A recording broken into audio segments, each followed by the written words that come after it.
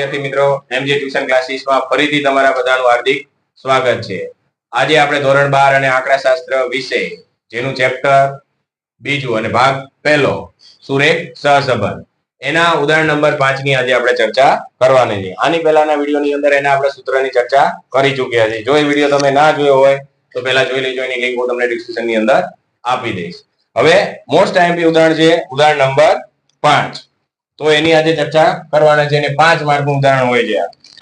તો જોઈએ, તો એમાં કીધું છે એક સામાન્ય જ્ઞાન માટેની સ્પર્ધાત્મક પરીક્ષા અગાઉ છેલ્લા દિવસની તૈયારીની પરીક્ષાના પરિણામ પર અસર જાણવા લગભગ સમાન બૌદ્ધિક ક્ષમતા ધરાવતા 7 ઉમેદવારો, એટલે કે એક સરખી જ્ઞાન શક્તિ ધરાવતા એવા 7 ઉમેદવારોને શું કરવામાં આવશે? એક નિદર્શ લેવામાં આવે છે. અને એ નીચે એ મુજબની માહિતી શું કીધી છે આપણને નીચે મુજબ આપેલી છે. છેલ્લા 3 દિવસમાં વાંચન, એટલે કે 3 દિવસની અંદર કોણે કેટલી કલાક વાંચ્યું છે એ 7 ઉમેદવાર, અને એના પ્રમાણે કેટલા એને માર્ક મળ્યા છે એની માહિતી આપણને આપેલું છે. પેલો જે આપેલો છે એ કેટલી કલાક વાંચે છે 3 દિવસની અંદર? 25 કલાક, અને કેટલા ગુણ મેળવે છે? 65. તો અહીંયા આપણે પહેલી જે માહિતી આપી એને શું કહેવાય?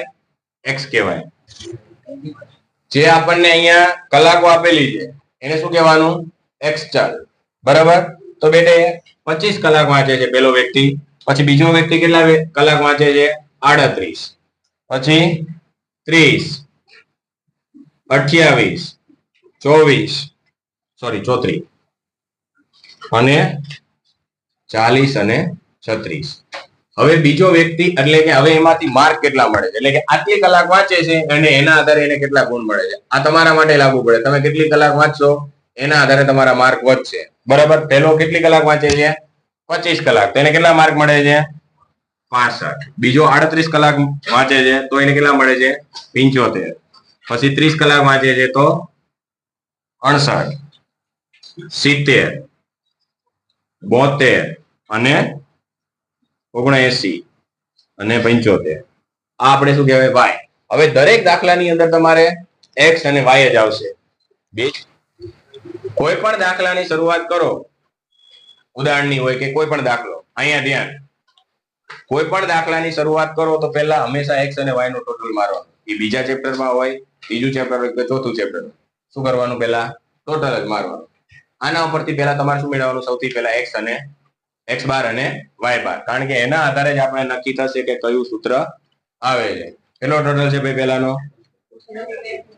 231, બીજાનો, આને સિગ્મા એક્સ કહેવાય અને આને સિગ્મા વાય કહેવાય. કેટલું હે?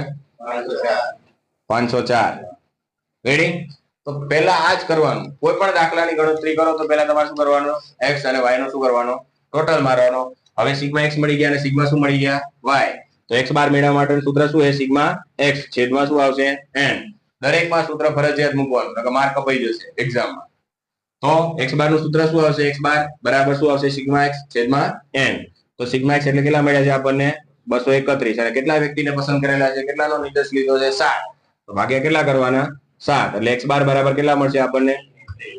33. સોરી. એવી જ રીતના શું મેળવવાનું? વાય બાર. તો વાય બાર મેળવવા માટેનું સૂત્ર શું છે? સિગ્મા વાય છેદમાં n.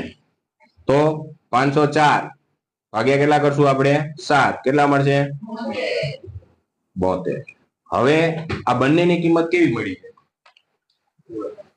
પૂર્ણાંક સંખ્યામાં છે કે પોઈન્ટમાં જવાબ આવે છે? બે માંથી એકનો નથી આવતો. તો સહસંબંધાંક મેળવવા માટે જ્યારે x બાર અને y બાર ની કિંમત પૂર્ણાંક સંખ્યામાં હોય ત્યારે r મેળવવા માટેનું સૂત્ર પહેલા મૂકી દેવાનું, એટલે ખબર પડે કે આપણે કેની જરૂર છે.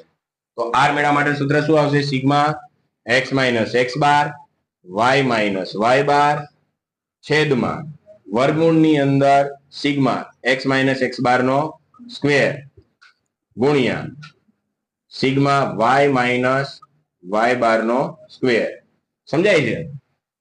આ સૂત્ર આવશે. તો આપણે શેની જરૂર છે? પહેલા તો x માઇનસ x બાર, તો અહીં લખવાનું x માઇનસ x બાર. સૂત્ર લખવાનું કારણ જ આ કે સૂત્ર ઉપરથી અહીં મૂકી દેવાનું કેની જરૂર છે. પછી બાજુમાં શું જોઈએ છે આપણે? y માઇનસ y બાર. આ બંને મળી ગયા. હવે આ બંનેનો ગુણાકાર આપેલો છે. શું આપેલું છે? આ શું છે? બંને ગુણાકારમાં છે. તો અહીં લખી નાખવાનું x માઇનસ x બાર અને y માઇનસ y બાર. ખબર પડી? આપણે તો જોઈએ છે આ પહેલા તો આ બંને મેળવવા પડશે અલગ અલગ, પછી આ બંનેનો શું કરવાનો અહીંયા બાજુમાં ગુણાકાર. હવે પાછું શું આપેલું છે x - x બાર નો સ્ક્વેર, તો અહીં લખવાનું x - x બાર નો સ્ક્વેર અને અહીંયા y - y બાર નો સ્ક્વેર. આટલી વસ્તુ મેળવવાની, કારણ કે એમને એમ તો 5 માર્ક આપી નહીં દે, ફક્ત આપણને ગુણાકાર બાદ બાકી જ આવડવું જોઈએ, બીજું કઈ કરવાનું નથી. સમજાણું બધાને? હવે x બાર એટલે આપણે ક્યાં લેવાના? આ લેવાના. જેમ આપણે 11મા ધોરણમાં કેમ કરતા હતા કે મધ્ય કિંમત બધામાંથી બાદ કરતા હતા, x માઇનસ જ આવતું ને, ધારેલા મધ્યકની રીતે દાખલો ગણતા હતા, x માઇનસ આવતો હતો કે નહીં? તો અહીંયા આપણને શું મળે છે? મધ્યક મળે છે. તો આ 33 રહ્યા બધામાંથી બાદ કરતું જવાનું, એટલે કે 25 માઇનસ કેટલા કરવાના? x minus x. આ રહ્યો x એટલે કયું ગણાય? આ જ ગણાય. અને x બાર એટલે કેટલા ગણાય? 33. તો બધામાંથી કેટલા બાદ કરવાના? 33 બાદ કરતું જવાનું. તો 25 માઇનસ 33 કરો તો કેટલા આવે? -8. સોરી, પછી 38 માંથી 33 બાદ કરો એટલે +5. 30 માંથી 33 બાદ કરો એટલે -3. 28 માંથી આપણે 33 બાદ કરશું એટલે -5.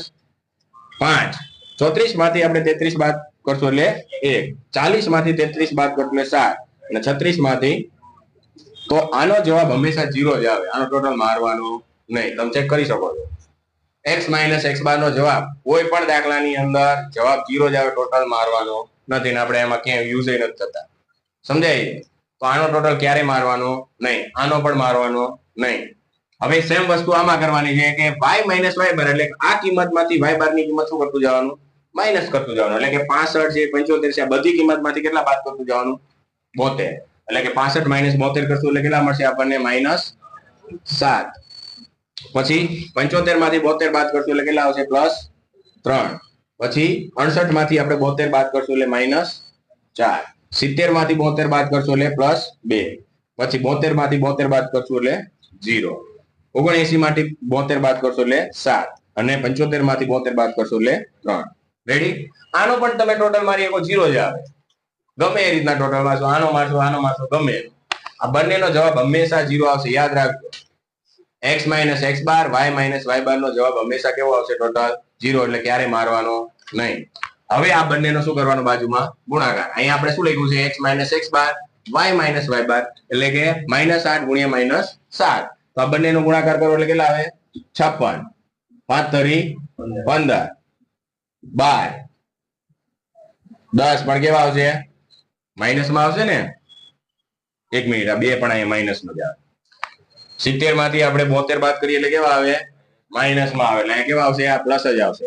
પછી 0 અને અહીંયા 49 અને અહીંયા 9. આનો ટોટલ મારવાનો 151. તો આનો ટોટલ કેટલો મળશે આપણને? 151. હવે તમારે શું કરવાનું છે? x - x બાર નો સ્ક્વેર એટલે કે આનો સ્ક્વેર કરવાનો. સમજાય છે? અહીંયા x - x બાર નો સ્ક્વેર એટલે કે આનો સ્ક્વેર કરતું જવાનું છે. તો 8 નો સ્ક્વેર કેટલો થાય? 64. 5 નો સ્ક્વેર પછી 9 પછી 1 49 ને અને 9. આનો ટોટલ મારો કેટલો થાય છે? 182. અને y - y બાર નો સ્ક્વેર એટલે કે આનો આપણે સ્ક્વેર કરવાનો. 7 નો સ્ક્વેર 49, 3 નો સ્ક્વેર 9, 4 નો સ્ક્વેર 16, 2 નો સ્ક્વેર 4, પછી 0, પછી 49 અને 9. રેડી? 136. હવે તમારે કઈ કરવાનું નથી. જે પણ મળી ગયું ફક્ત તમારે શું કરવાનું છે? આની અંદર મૂકવાનું છે, સૂત્રની અંદર. તો આપણે અહીંયા બાજુમાં જોઈએ તો x - x બાર, y - y બાર આપણને કેટલા મળ્યા છે? 151 છેદમાં આ વર્ગમૂળની અંદર આપેલા છે. તો અહીંયા વર્ગમૂળમાં કેટલા લખશું? 182 અને ગુણ્યા અહીંયા કેટલા લખશું? 136. ખબર પડી બધાને?